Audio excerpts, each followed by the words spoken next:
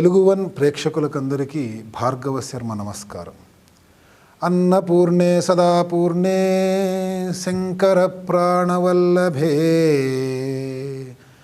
జ్ఞాన వైరాగ్య సిద్ధ్యర్థం భిక్షాం దేహి చ పార్వతీ.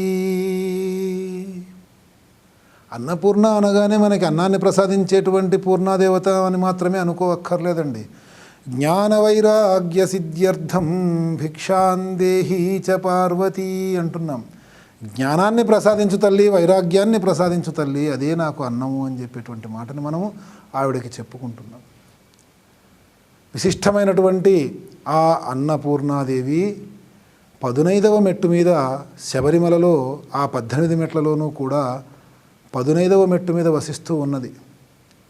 ఏ అన్నం కోసం అయితే మనం పడరాని పాటలు పడుతూ ఉంటామో, ఏ అన్నాన్ని సంపాదించడానికి చేయరాని మోసాలు చేయడానికి సామాన్య మానవుడు కష్టపడుతూ ఉంటాడో, మోసం చేయడానికి కూడా కష్టపడుతూ ఉంటాడు.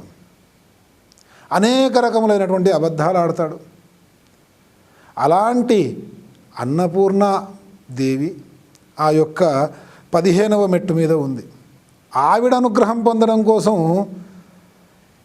15వసారి యాత్ర చేస్తున్నటువంటి స్వామి బ్రహ్మస్వామి అనేటువంటి మాటతో పిలువబడతాడు, బిరుదుతో. ఆ యొక్క 15వసారి యాత్ర చేస్తున్నటువంటి సాధకుడు వదులుకోవాల్సింది రజోగుణాన్ని వదులుకోవాలండి. 14వసారి విష్ణుస్వామిగా ప్రచారం పొందినటువంటి ఆ యొక్క సాధకుడు ఏదైతే సత్వగుణాన్ని వదులుకుంటాడో, ఇప్పుడు రజోగుణాన్ని వదులుకోవటం ద్వారా పరిపూర్ణమైనటువంటి సాధకుడుగా మారబోతున్నాడు. మారి అయ్యప్ప స్వామి వారిని కూడా అన్నదాన ప్రభువు అంటారు. అన్నాన్ని ఎంత దానం చేస్తే ఆ స్వామి అంత అనుగ్రహిస్తూ ఉంటాడట.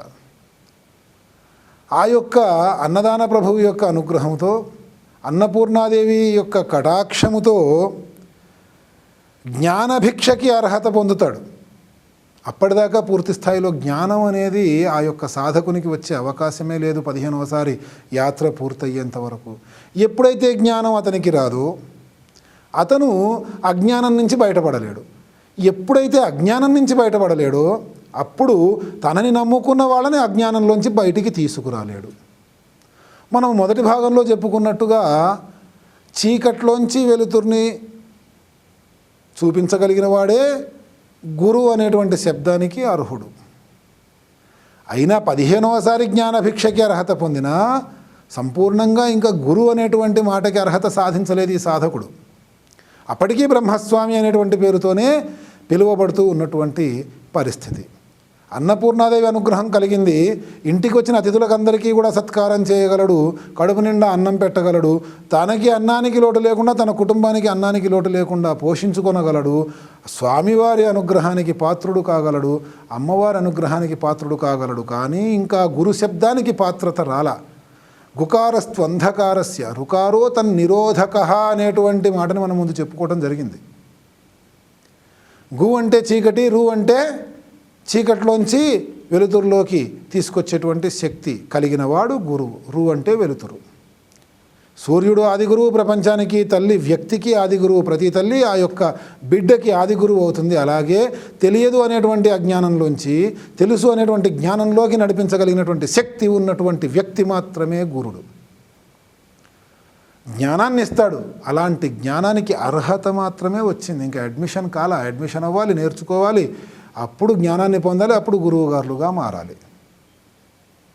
ఇక్కడ అన్నపూర్ణాదేవి గురించి చెప్పుకుంటూ ఉంటే ఒక సంఘటన బాగా మనసుకి కలచివేసేటువంటి సంఘటన ఒకటి జరిగింది. అది ఎప్పుడూ జరుగుతూనే ఉంది, ప్రతి సంవత్సరం గమనిస్తూ ఉంటా.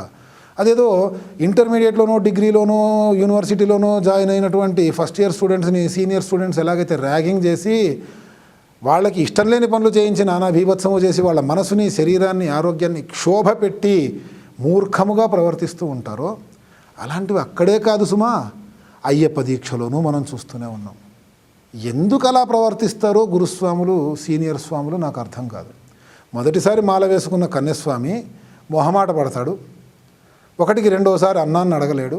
కడుపు నిండా తింటేనే మళ్ళీ సాయంత్రం వరకు ఉండగలడు, లేకపోతే నీరసం వచ్చి పడిపోతాడు. ఇవన్నీ కూడా అపనమ్మకాలే మీవి.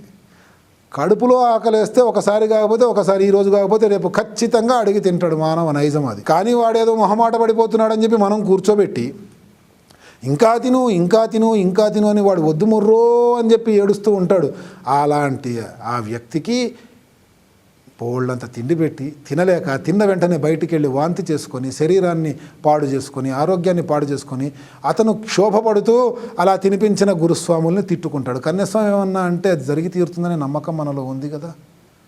అలాంటప్పుడు ఆ కన్యస్వామి కోపానికి మనం ఎందుకు గురి కావాలి చెప్పండి గురుస్వాములు.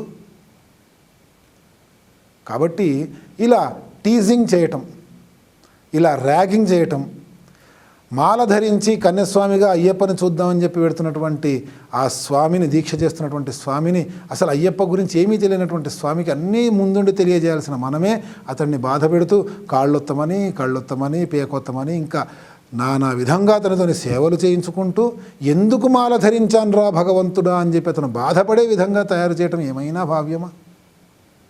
మళ్ళీ మళ్ళీ మాల వేసుకోవడానికి సమయం ఎప్పుడు వస్తుందా అని పరుగులెత్తుకుంటూ రావాలి, వెయిట్ చేస్తూ ఉండాలి, ఎదురు చూడాలి, వచ్చే సంవత్సరం కూడా మాల వేసుకోవాలి నేనని చెప్పి. అలాంటి సంస్కృతిని పెంచి పోషించవలసినటువంటి మనము దుష్ట సాంప్రదాయానికి తెరలు తీస్తూ ఉంటాం. కన్యస్వామి తినాల్సిందే, కన్యస్వామి చేయాల్సిందే. ఏం తెలుసు అతనికి చేయటానికి? ఇంతకుముందు 10 సార్లు మాలేసుకున్నాడా? అయ్యప్ప దగ్గర పూజ ఎలా చేయాలో తెలియడానికి? ఏమన్నా పొరపాటు చేస్తే మళ్ళీ నిందిస్తాం.